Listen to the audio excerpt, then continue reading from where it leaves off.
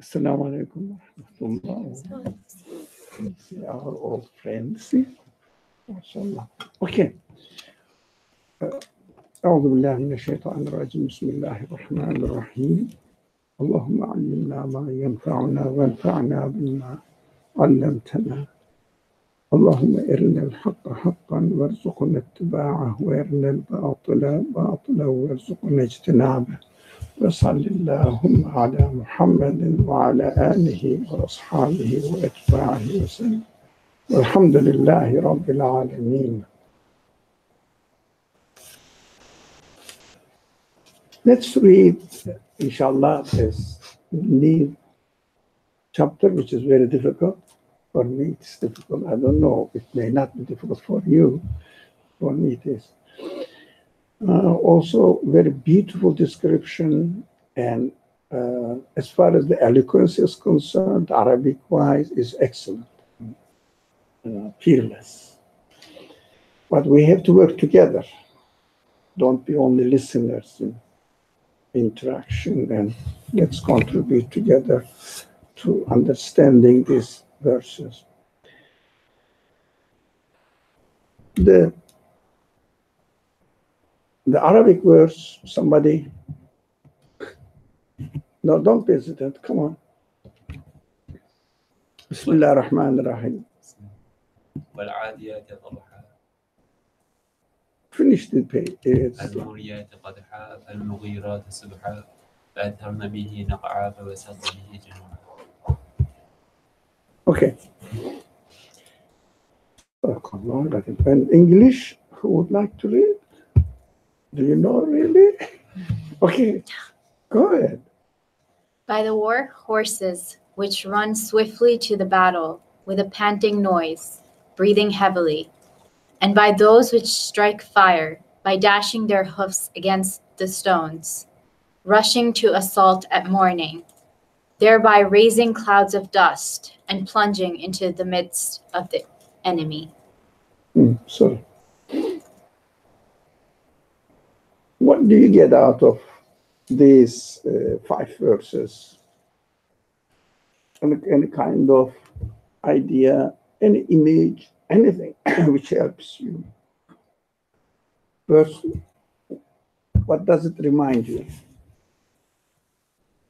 This one, this description. Reminds me of power, movement,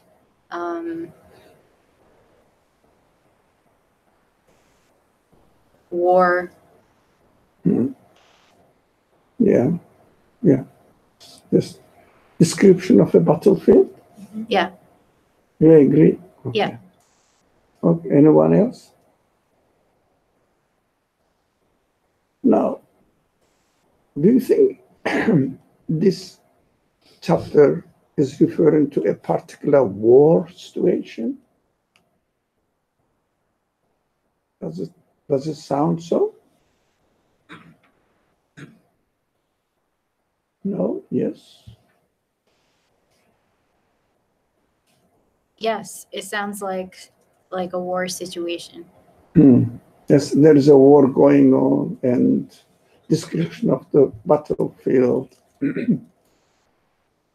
When do you think, during the prophetic mission time, this verse or the chapter must have been revealed? When? What time? Guess? Any, for example, Battle of Badr or something? Or what do you think?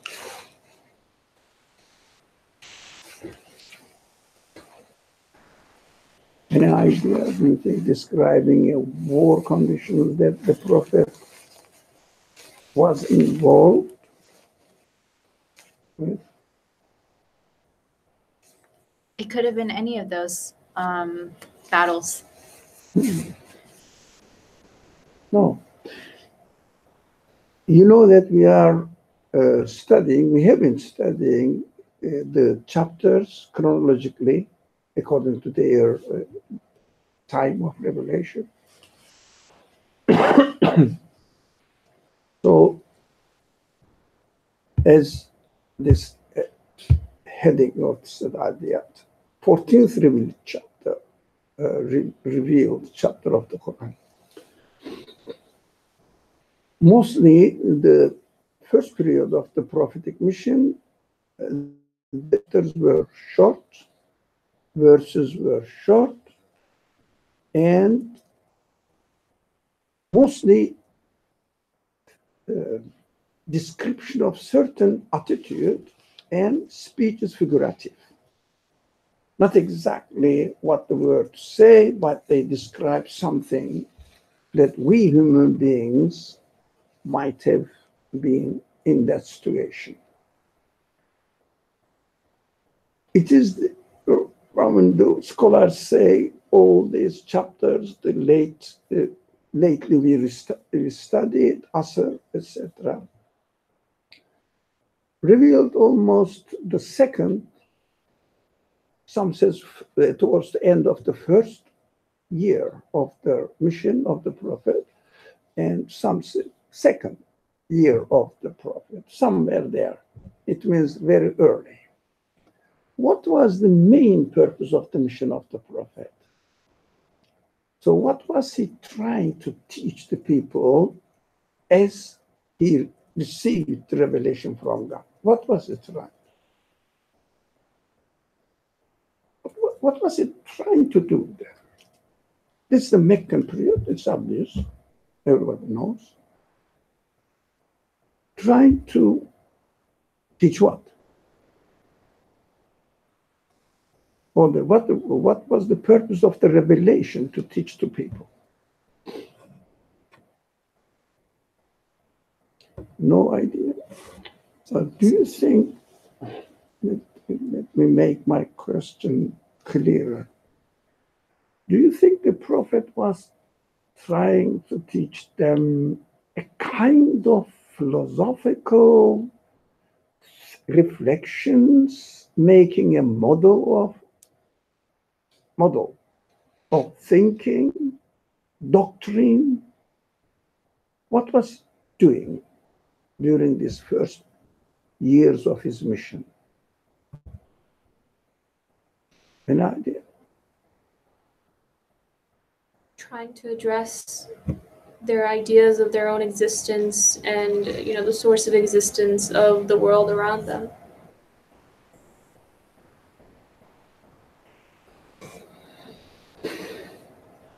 This is interesting, since you made this comment, thank you. It is interesting that the first verses don't really concentrate on teaching the notion of God, let alone a unity of God or uniqueness, nature of God, or absolute nature of God. It was.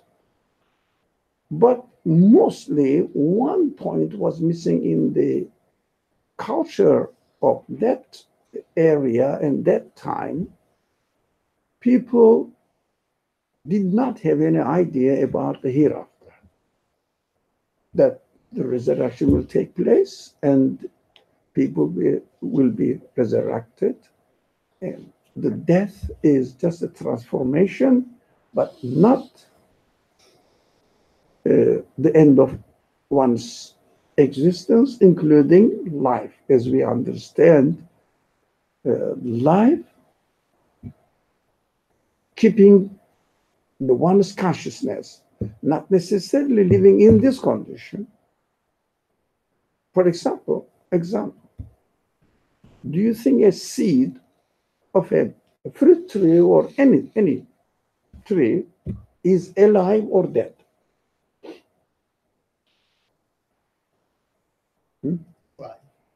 Alive. It's alive.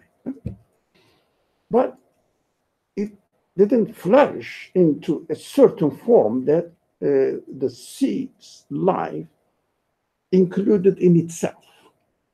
So it is in another form of existence than the tree.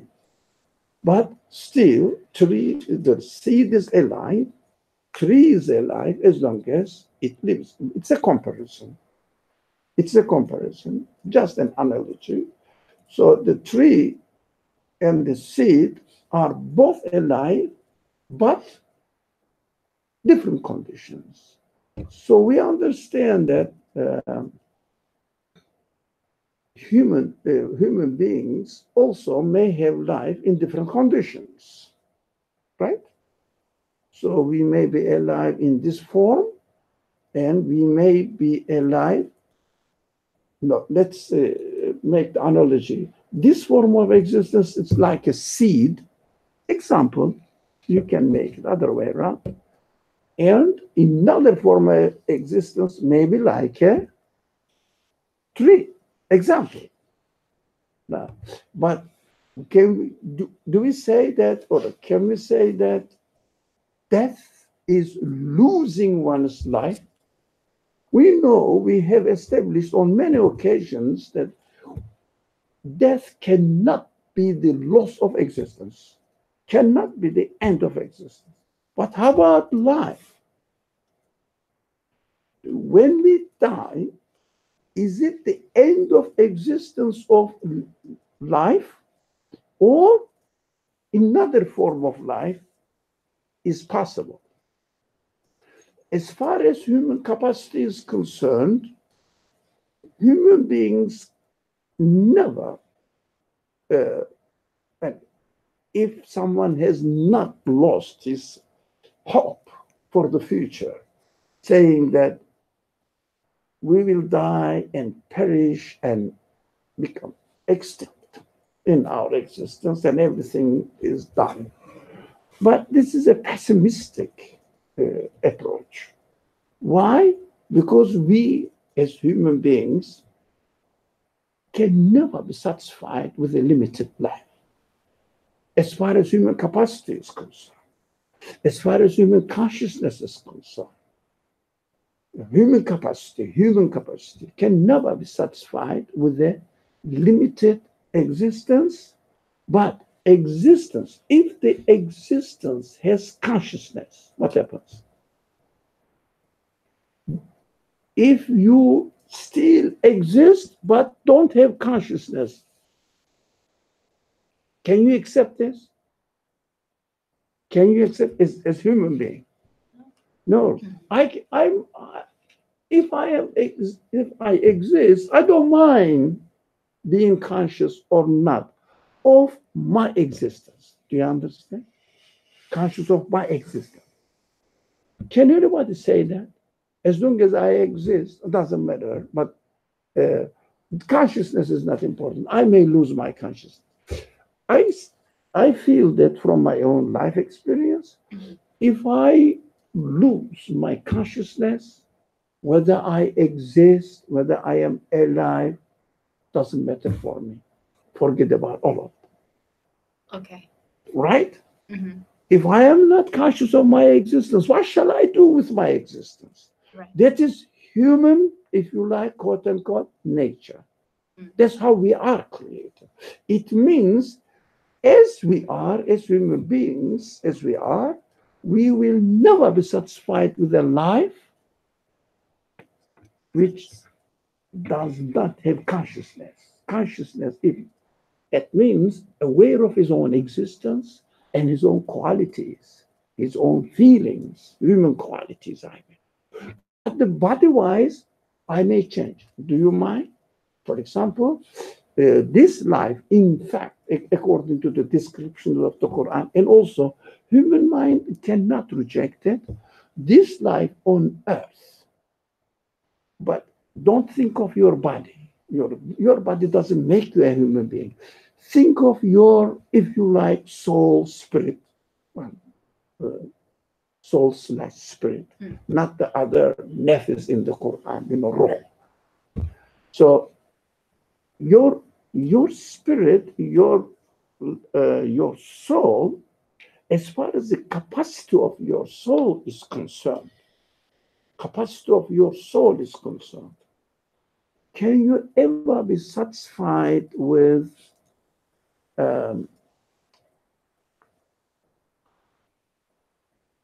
not having a material means that you can experience all what you need, what you want? Mm-hmm. For example, will you be satisfied with an imaginary taste of, let's say, fruit? For example, let's say you like, I don't know which fruit you like, the Oranges. oranges. Okay. Will you be satisfied with eating orange in an imaginary way, not exactly experiencing it? No. No, that is what we are, right? Right or wrong? You're Right. so quiet today. Maybe during the break you rest a lot, and they make you look so. I didn't really rest. So, anyways, no, wake up. Now, if you are conscious of your human qualities, you want to experience it, you want to feel it, you want to taste the senses exercising themselves, practice it. That's what we are encoded with in our existence. Sorry, you want to say? In so much as, I mean, in my current state of existence, that's the only way I know to feel or taste something. I mean, as far as my experience goes, the material way of tasting is, for me, the only, the only fully satisfying way of it. Yeah, material experience is needed. So,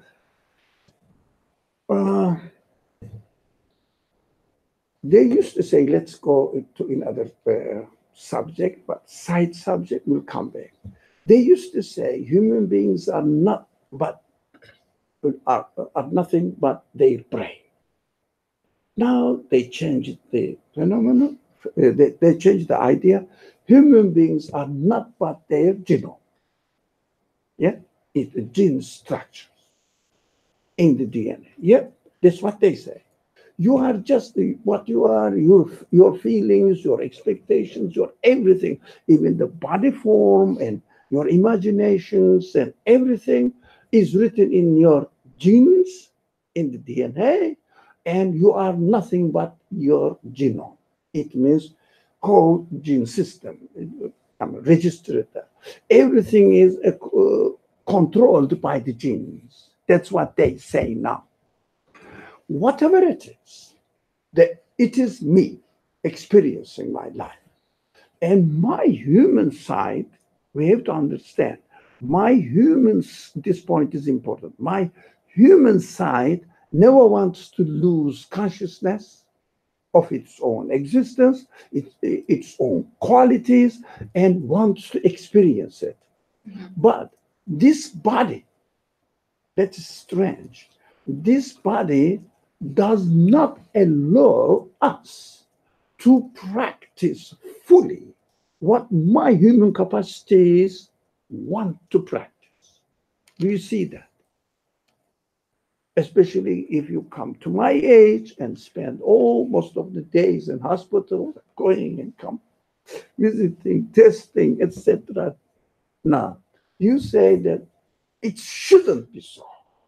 That's why I liken this life. That's my personal feeling. You may agree, you may not agree, feel free.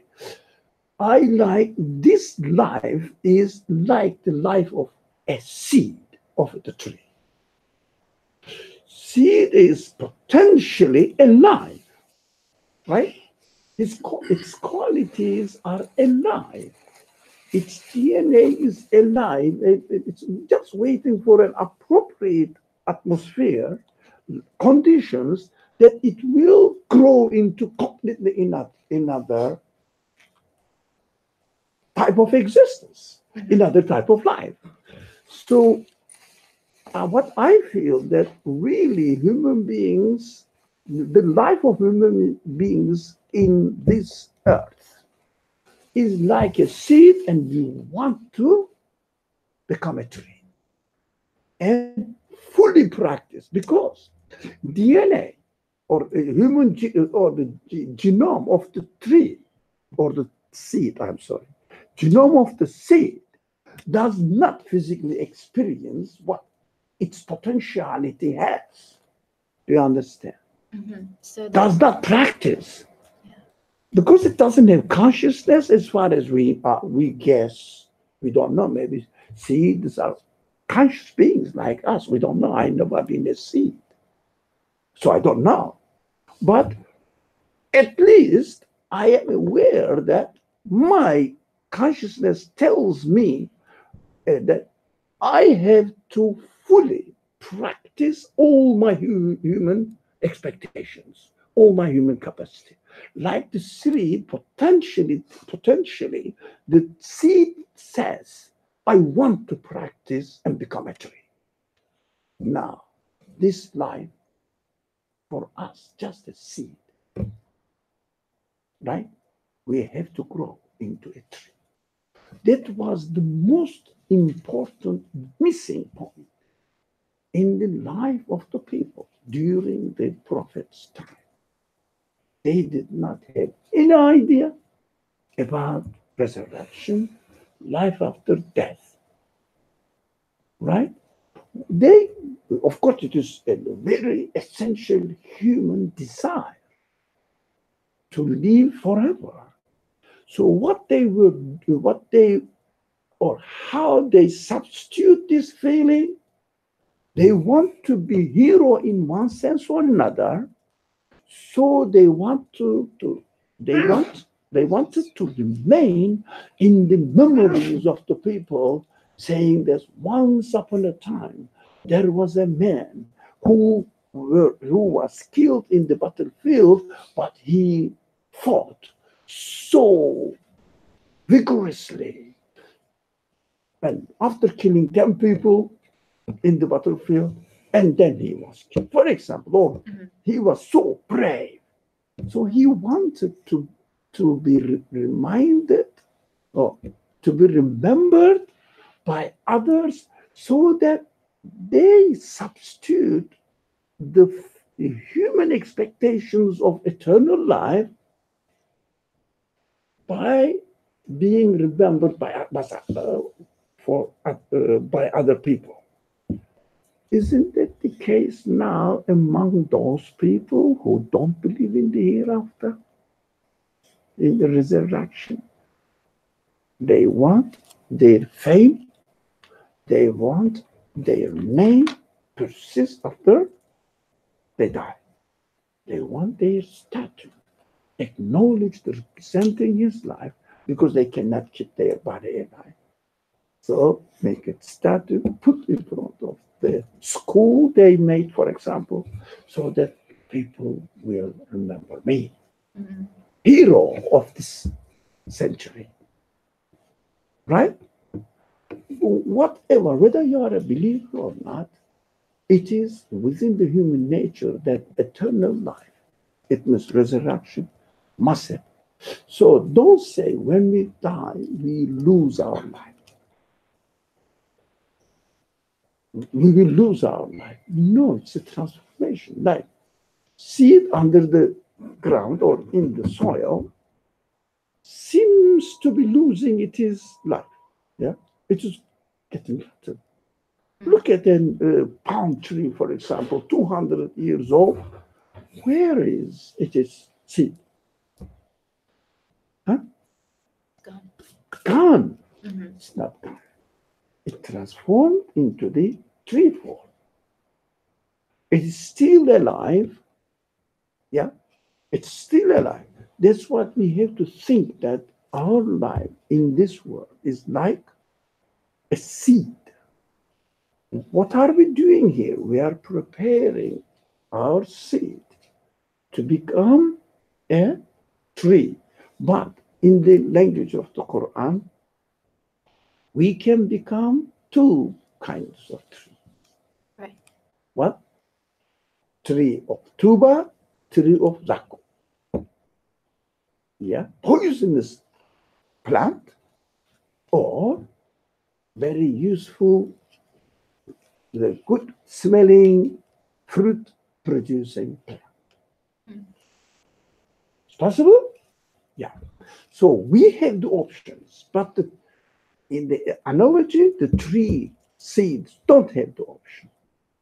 So it doesn't work for the tree seed as far as we know. But human beings have the option.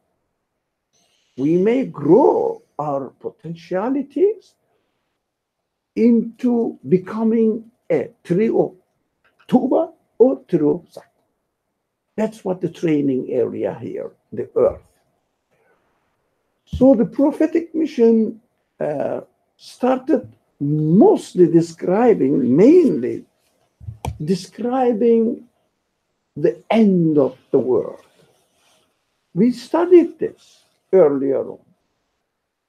Why the end of the world is described very generally in the first revealed verses, showing that this world is transient. Not only the human beings die, but everything dies. Even the universe itself is subject to death. Everything will be destroyed completely, so that a new creation will replace it. And another thing is about human arrogance.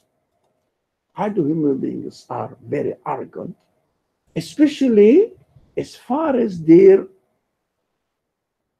position before a superior being. They were so arrogant that time, and human beings can be still.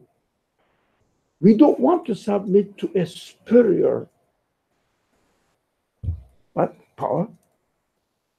Power. Sorry? Creator. Well, Power. anything and superior. Anything We don't superior. want to be slaves Okay.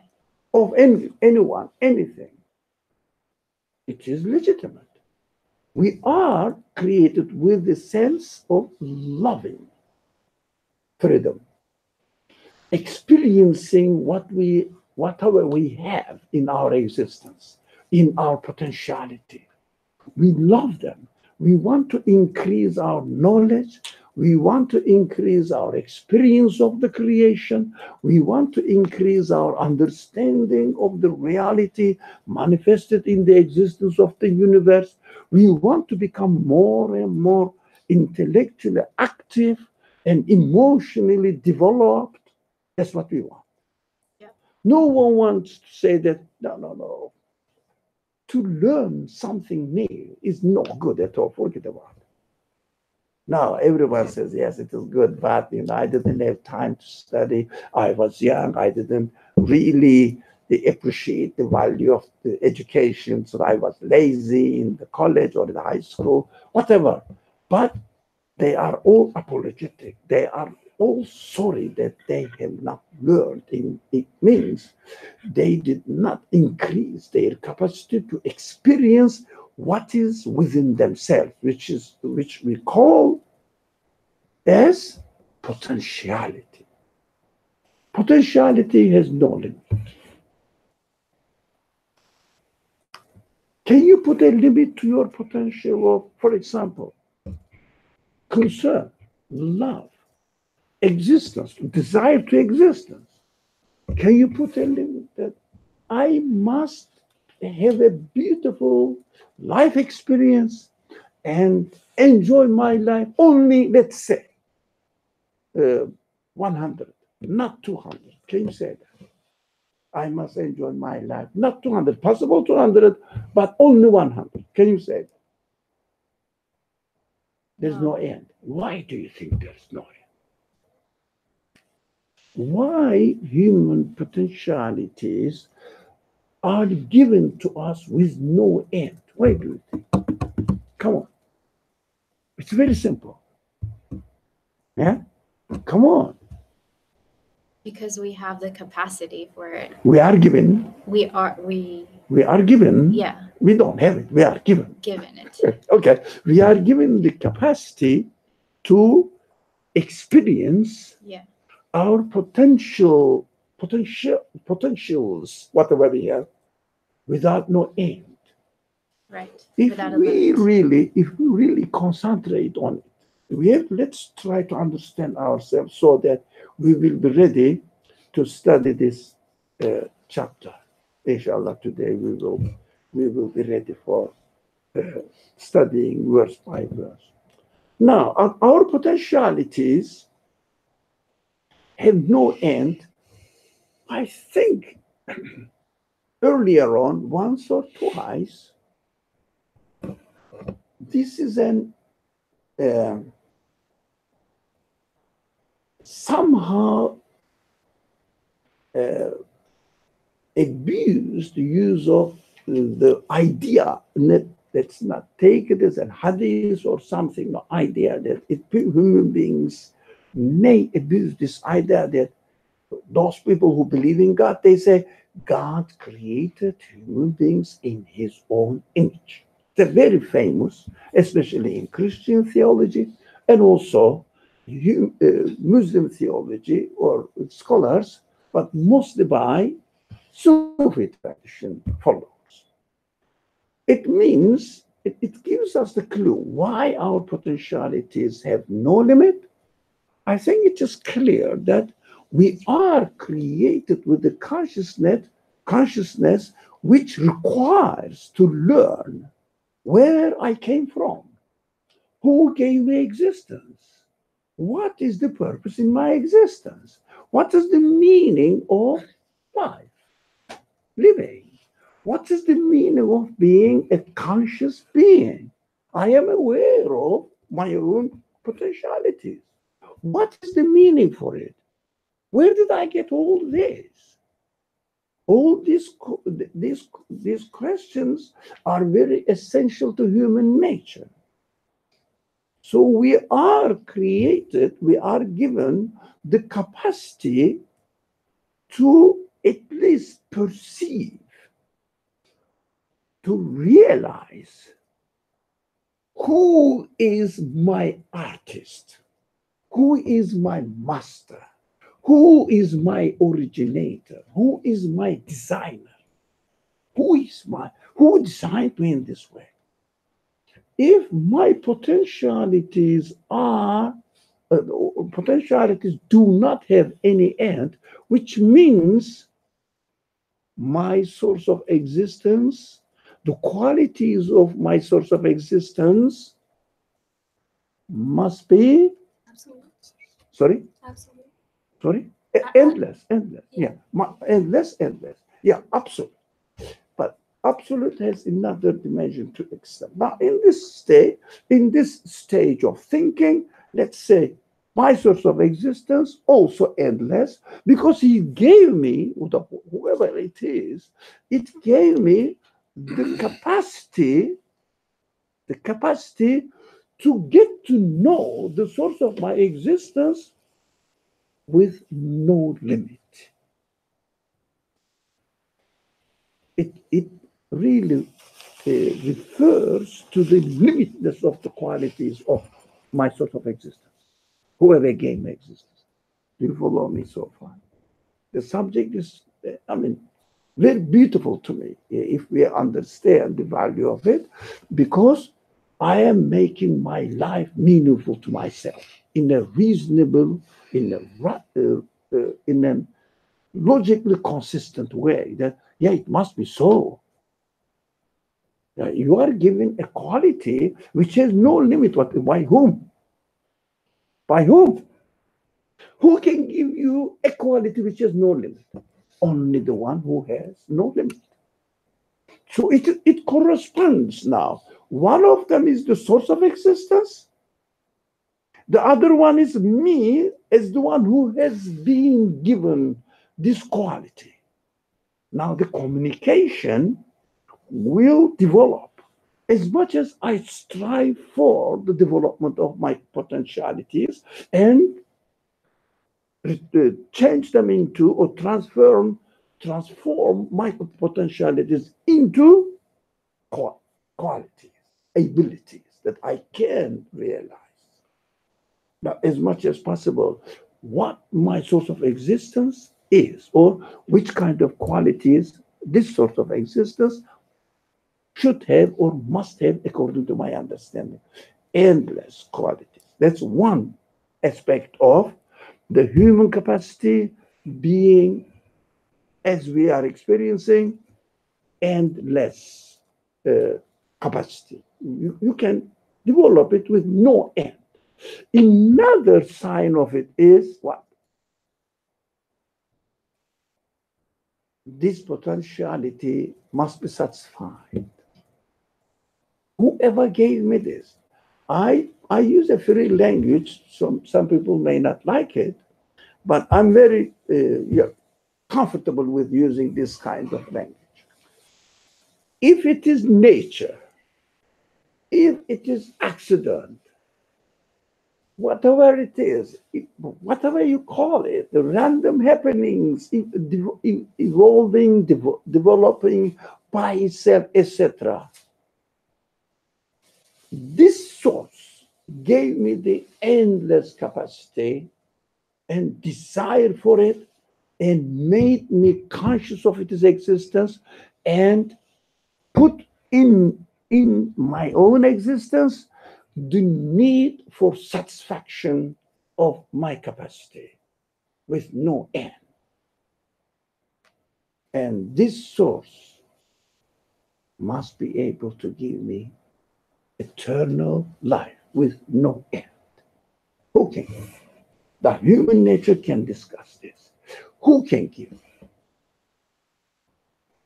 What can give?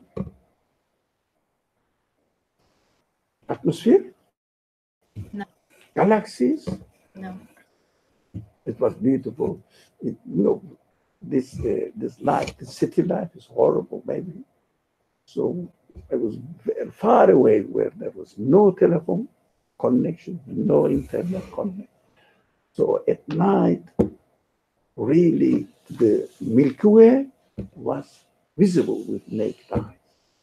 Oh, beautiful. You got just mesmerizing. Oh, when the earth, in the among the stars or systems, solar systems, like solar systems, they have different everything. The stars and the things around them, how are they called? The word is in Constellations. the earth. The earth Planets. is what? Oh, Come on. Sorry? Planets. Planets. Now, there are many kinds of them. I gave the example to my friends there. That was one galaxy. Just a dot in the universe. I said it was on the Atlantic coast.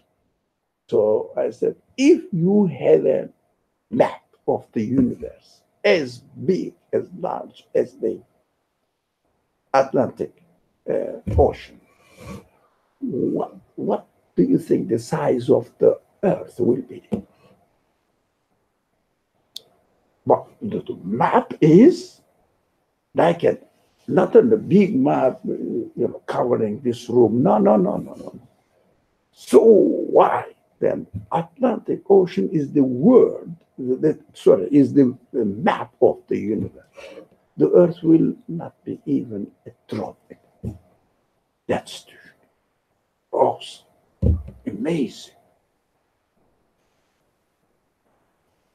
Yet human beings want to encompass all of it. Yeah.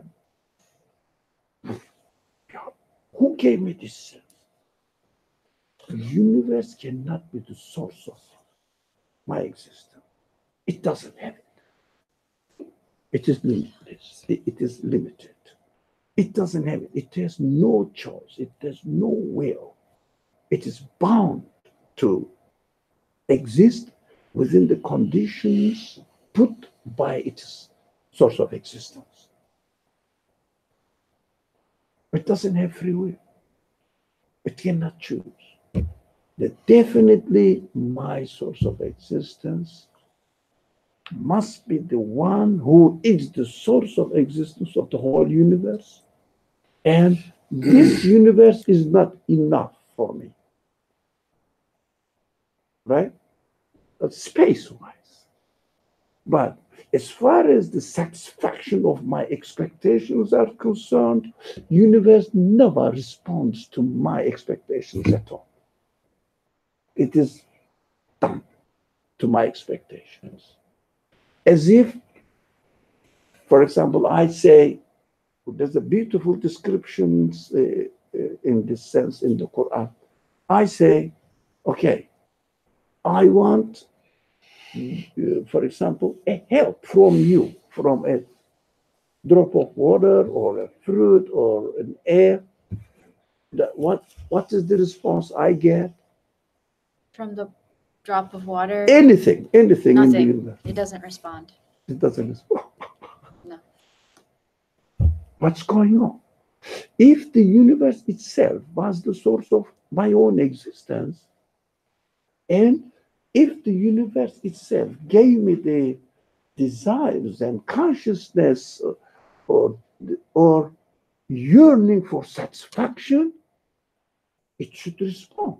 That is, I am the product of this universe. Yeah, the game in this sense must be able to respond to my expectations. As if it says, I cannot act on my own, anything. I am bound to follow the way I am created. They call it now laws, the principles, order of the universe. Let's call it order of the universe. I am bound to follow the order of the universe. I cannot have any choice to satisfy you, right? So it cannot be the source of my existence. Definitely, the source of my existence must be nothing to do with the universe, but something else. So anything which cannot be describable within the conditions of the universe must be treated as far as human mind says, I cannot comprehend it, which means it is endless. It is infinite. So it is absolute. Because even if the human mind, if human mind cannot comprehend something, it means not of the nature of the universe. We have to be sure about it and think about it. Is it correct or not? So my source of existence cannot be the universe, but something not of the universe. It means, as far as I can say, I cannot describe, it must be absolute, it's not infinite. You cannot describe infinite. You cannot really say, here is the infinite. Can you? Can you say, here is the infinite? Mm-hmm. Now, when human capacity, but not the potentiality, don't misunderstand. Potentiality desires absolute, limitless. But when human capacity declares bankruptcy, they say, I cannot do that, we call it infinite. But human capacity acknowledges the necessity of the existence of infinite. Acknowledges. Cannot describe it, cannot comprehend. Comprehend means not only understanding, but encompass the capacity get into its own the field of experience, cannot do that, but is aware of the existence of infinite. So we are here on earth. We are here on earth. First, to become aware of the qualities of our source of existence must be absolute, but as much as we can. For example, is there any end to learning anything? No. Yeah. You can learn forever. No. No. No. Okay. Who did? Have you done PhD? Start though. Master. But you did master. Okay. Since you are not going to get to the end, why do you bother with doing PhD now? There is no end. Why do you bother? Because there's always something you learn, and human capacity Yeah. is endless, and you want to achieve as much as you can. Yeah, as much as you can. You try. There is no end, but you try. That's how human beings are. So we cannot comprehend the source of our existence fully, but what we can do, we can become aware of its existence, its qualities, as much as we can. It is pleasurable. Do you like learning something new? Anyone? Yes. Huh? Yeah. So why don't we learn about the qualities of our own source of existence? We have to, it's very easy. Study yourself, study his work around you, and try to understand. That's called science or scientific research, studies. Study his work and become more and more aware of the qualities of its maker or your maker, right? We can do that. We should do that.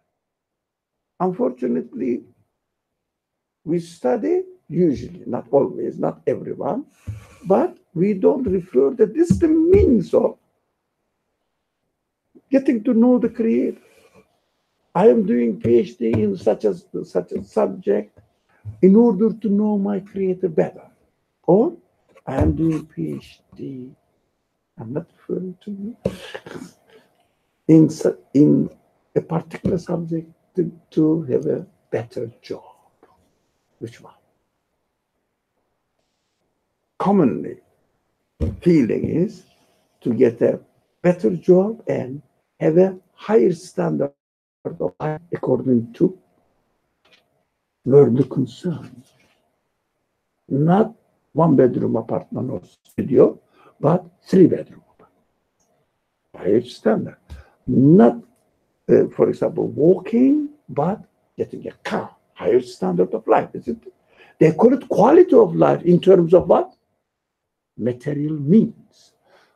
It is not even within the vocabulary of the people that the vocabulary of the language that we are using. There is no higher standard of life or quality of life according to educating our human side,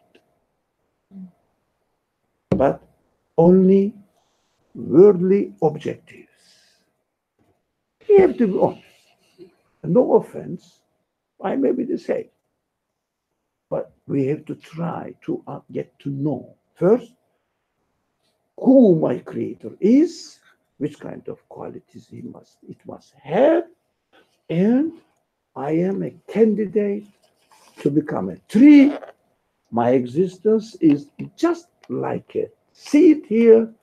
I want to become a tree which has endless life because I want endless and everything endless. Otherwise, my human qualities will not be satisfied. Who can provide the endless life for me and practice what I need to, what I feel that it is my need? I have to satisfy myself. Who can or what can provide it? Again, Whoever endowed me with these qualities can And- only. correct. And this one cannot be within the limitations of the universe. Again, the same source who gave me existence. Right? But how about making a right progress? Oh, because we can become a tree of Zaqqum, poisoning the people, harming the environment. We can, right? Yeah. It is possible. Now, the Quran first emphasized on the transience of this world in its entirety, whole universe. Everything will be destroyed. The Quran doesn't say you are going to die. Everybody knows it. No one can deny it. Can they? But the Quran says this world, the whole universe, will be completely destroyed and a new life will be given. That is hinted now. A new life will be given. So another point, human beings are not prone to accept any superiority, any superior power over them, because human beings want to be free. But this freedom, we have to understand, or we can think about it. This freedom, the sense of freedom, is given to us not to restrict ourselves under the reign of something which cannot be the source of my existence, and which cannot satisfy my endless needs. We have to free ourselves from anything which puts a limitations to my existence. It means we have to free ourselves from the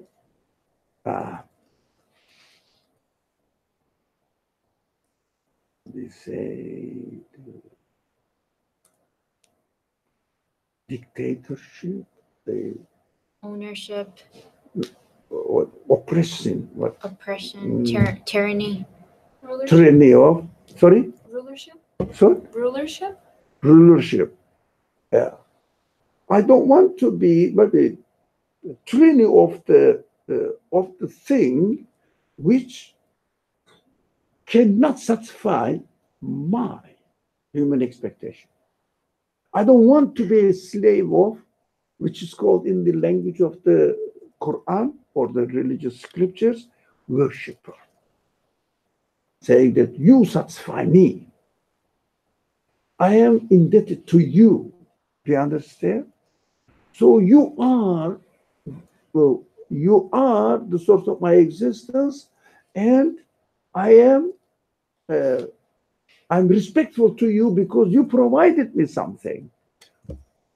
And let's say, can you be thankful to someone who has never helped you and can never help you? Do you understand? It may be a simple example. Can you really be thankful to someone who has never provided anything, helped you, and cannot really help you? For example, can you be thankful to the table that it carries the table, or the provider of the table? Which one? The provider As of far the as, table, or the yeah, maker. the provider of the table.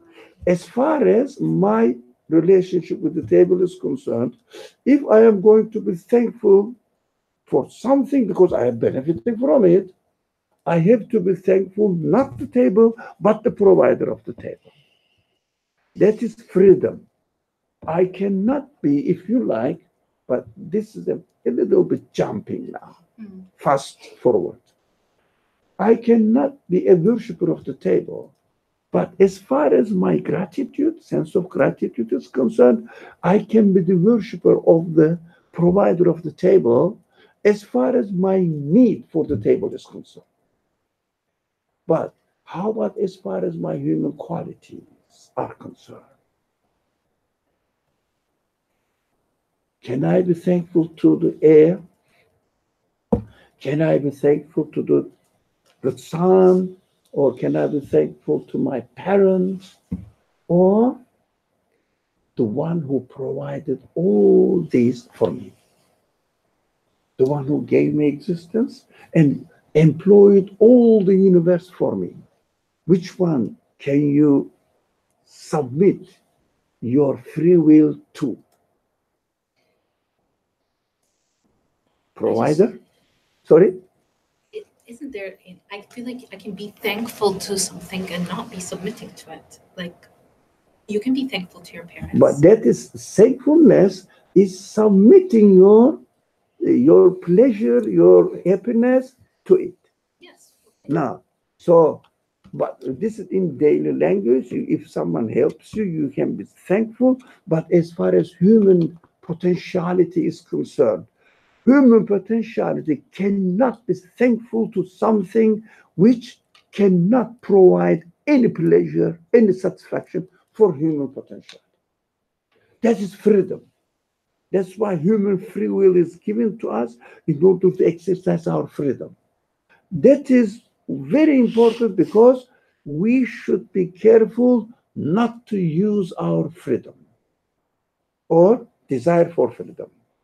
What if you really think of yourself like me? Let me talk about myself. I don't know about you. I abuse the sense of freedom because I use my sense of freedom in order to satisfy my temporary needs, not the needs of my potentiality. Needs of my potentiality wants to choose to submit itself to the one who really satisfies it. It means freedom is given to us to free ourselves from being indebted to anything of this universe, but use it for the right objective, right purpose. Freedom is given to us to work. I don't want to use this religious language, but now it may help you. Freedom is given to us to worship God alone and nothing created by Him.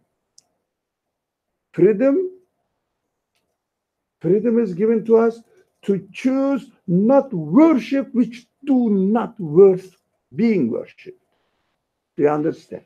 Freedom is given to us to say La ilaha. Right? Freedom is given to us so that we will choose illallah.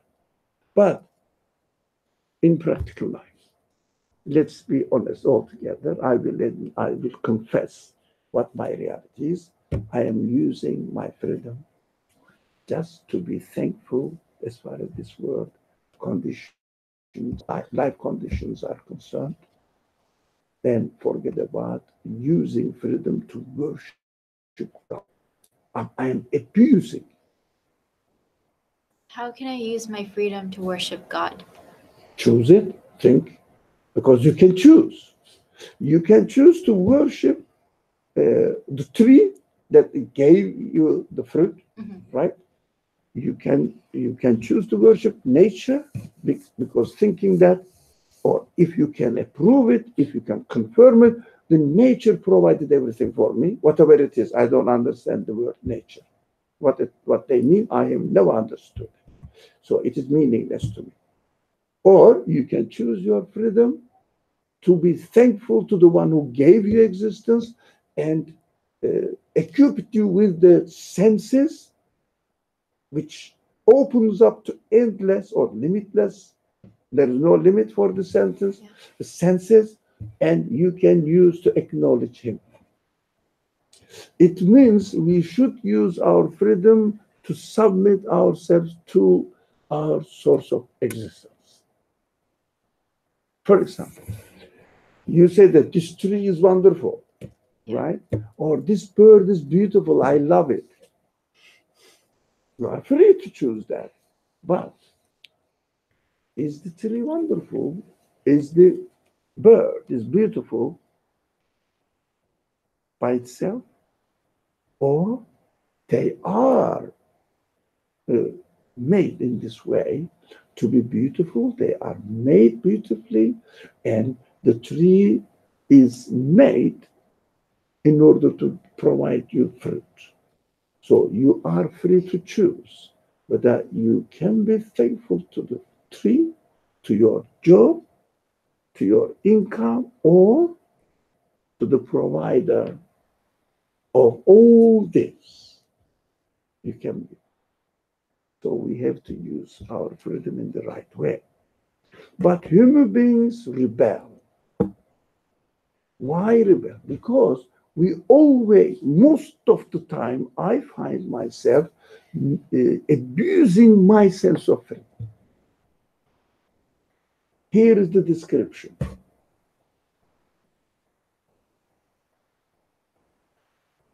By the war horses, which ran swiftly to the battle with a panting noise, breathing heavily, I am going not to submit myself.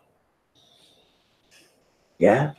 Declare war against the one who is superior over me. Yeah, it's the battle. We are always in battle.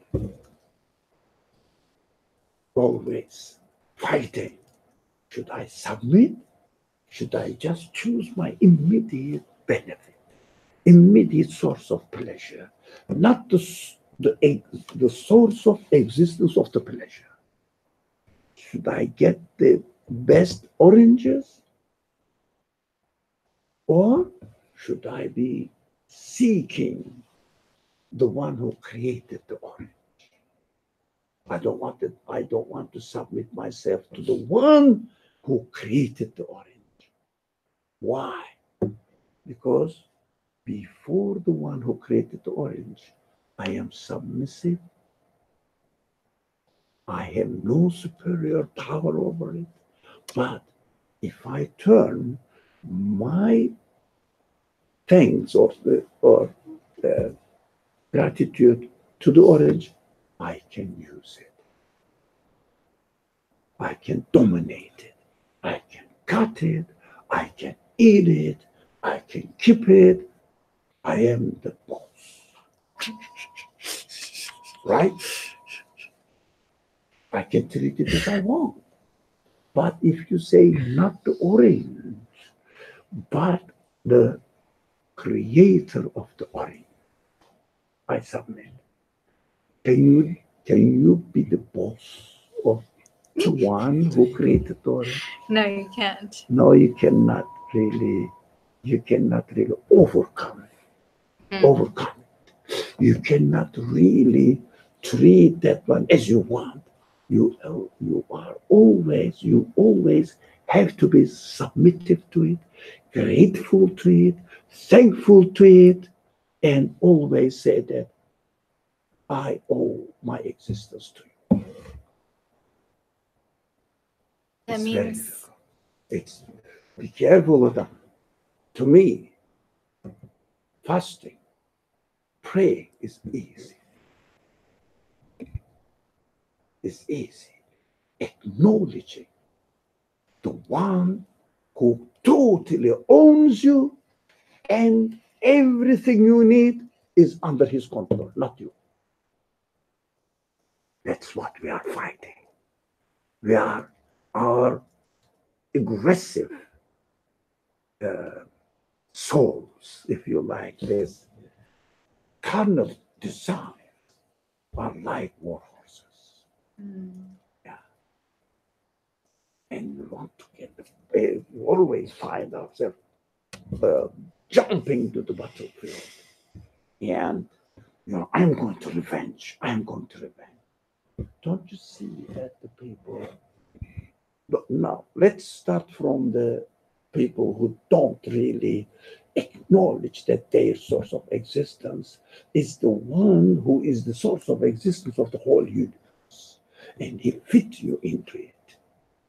Perfectly adjusted. You and the relationship with the universe. They don't want to admit that the universe has the originator, gave the existence to it in its form, in its order. Every quality that we see in the universe is provided by the one who gave existence to the universe itself, including me too. Why do you think they say, no, there is no creator? Okay. There is no creator. Okay. Why? Because it is not scientifically proven. Or no, science is the study of the work of my creator. I will do that. Not only them, we are doing as well. Yeah, we are studying the art of my creator so that I will know his qualities, which kind of creator it is, to get to know better, because that is the desire given to me. Then I have to learn what I don't know with no limit. Right? That's what we are doing in this world. The people who don't acknowledge the creator of the universe, what is wrong with them? It is even more strange that if I say, I believe in God, they get irritated, they get angry. Why? Why bother? Why bother? According to your own theory, you are the product of what? Random happenings. Why bother about my saying that I have a creator? Why bother? What they do? They get angry. They want to shut you up when you say, I believe in God. But it means I believe in God. It means that the universe has a creator in its entirety, everything in it. They get angry because they are not comfortable within themselves. They are always fighting like war horses against the one who says, I am here, and submit yourself to me, your existence to me. No other way of explaining your existence. Impossible. Existence of anything. That's why they don't really question the origin of existence. They don't really question the origin of life. They don't really question the origin of human emotions. They don't really question the origin of human morality, desires. They don't question the origin of existence of anything. It's so simple. The reason is so simple. They have no answer. They don't want to submit themselves. That's so sure. Okay, we are coming to the deadline of time. Okay, they don't. How about the believers? They say we believe in God. What are we striving for? Are we striving for to fulfill the needs of our limitless, infinite human potentialities and introduce it to its real owner, real origin? Yes, you are the one who gave it. Are we doing that? Now, yes, I have a creator. And it's very easy to do some sort of religious activities, which is necessary. I'm not saying, I'm not really ridiculing this, doing the religious activities, but they must be utilized as a means of acknowledging my source of existence. But we said, God created the universe. I am a Christian, I am a Jew, I am a Muslim, whatever, and these are my religious duties, but my heart works, my feelings work to satisfy within the conditions of this world. Not the looking for satisfaction of the source of my existence and introducing myself to this source of existence and having the connection with him. I belong to you. We don't.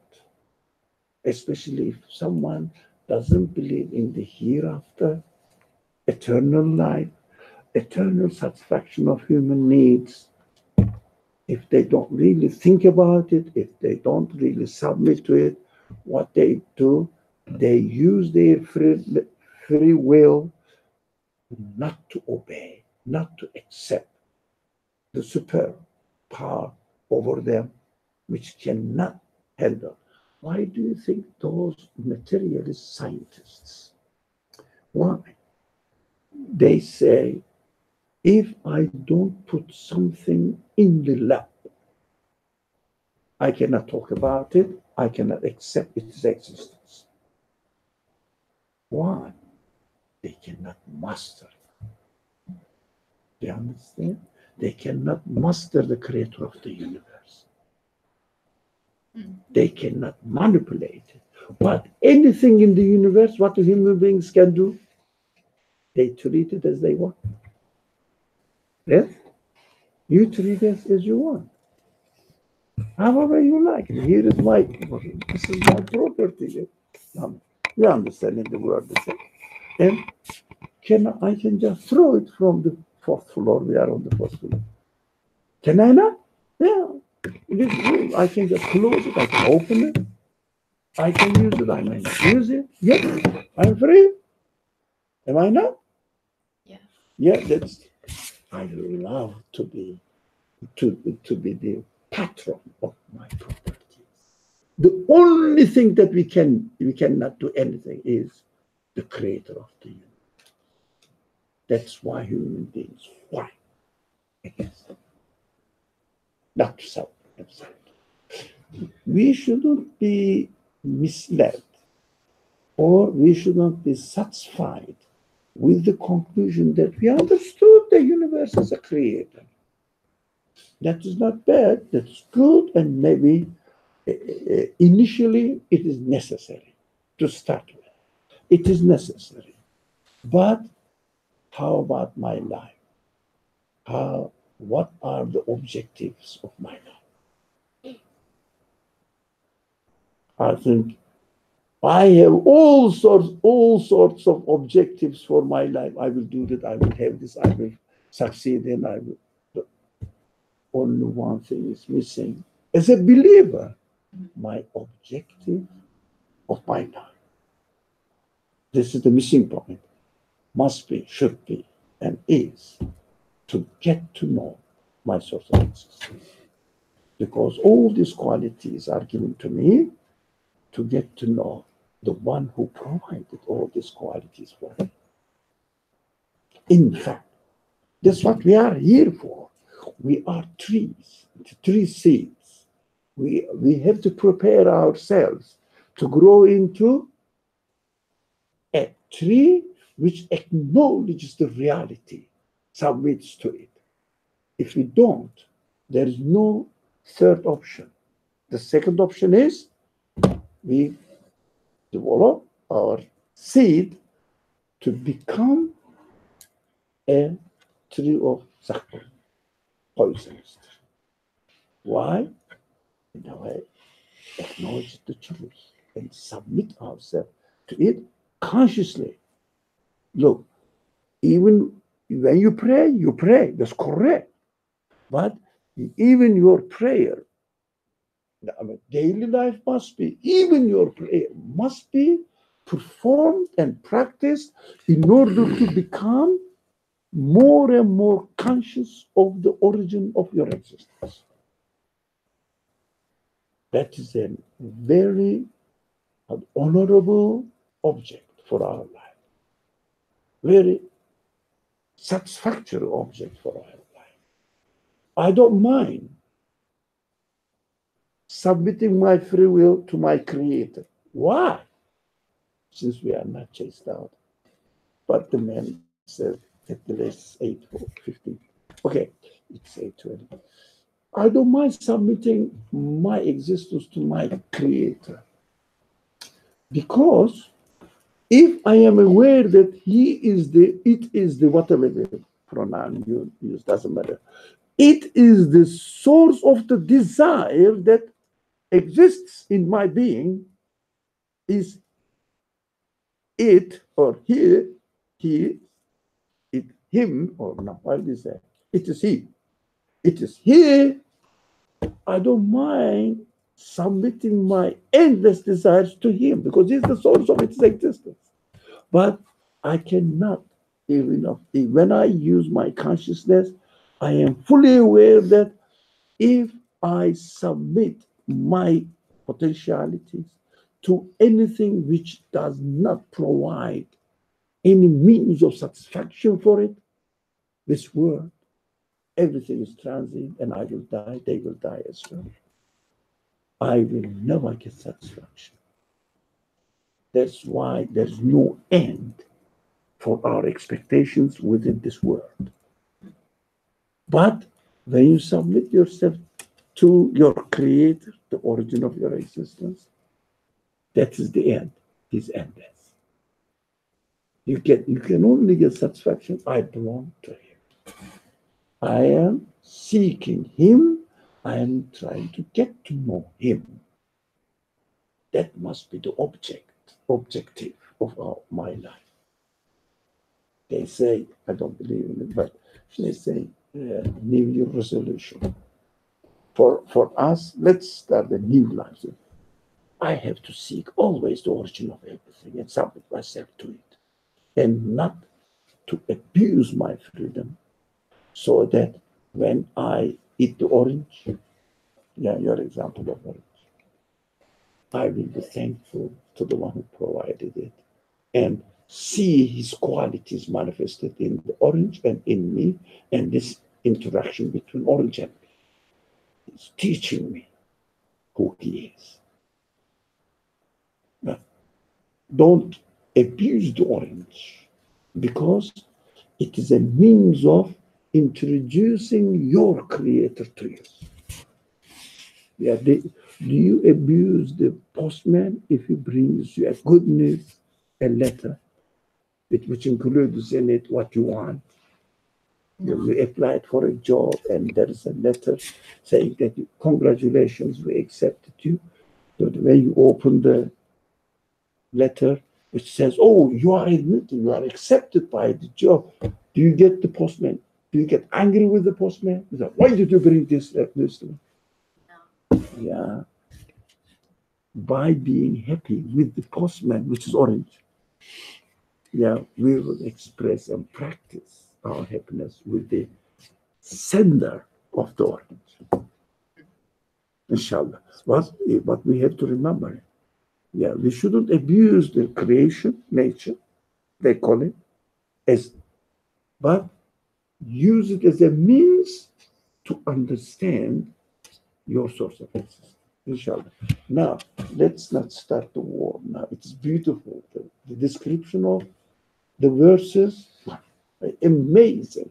There are different, I read something, different approach to this subject, but this understanding of the description of human caprices, kind of desire, not to submit to its creator, is beautifully displayed.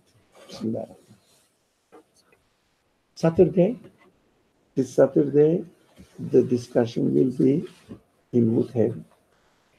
Yeah? Mm-hmm. Inshallah. So I will send out the address and how to get there. And Wednesdays, inshallah, like this. We will try to end somewhere around 8:15 or 8:50. Okay, at the latest. Today, okay, no one came and asked us to leave the room, but the gatekeeper said not later than 8:50. He's waiting for us. Bismillahirrahmanirrahim.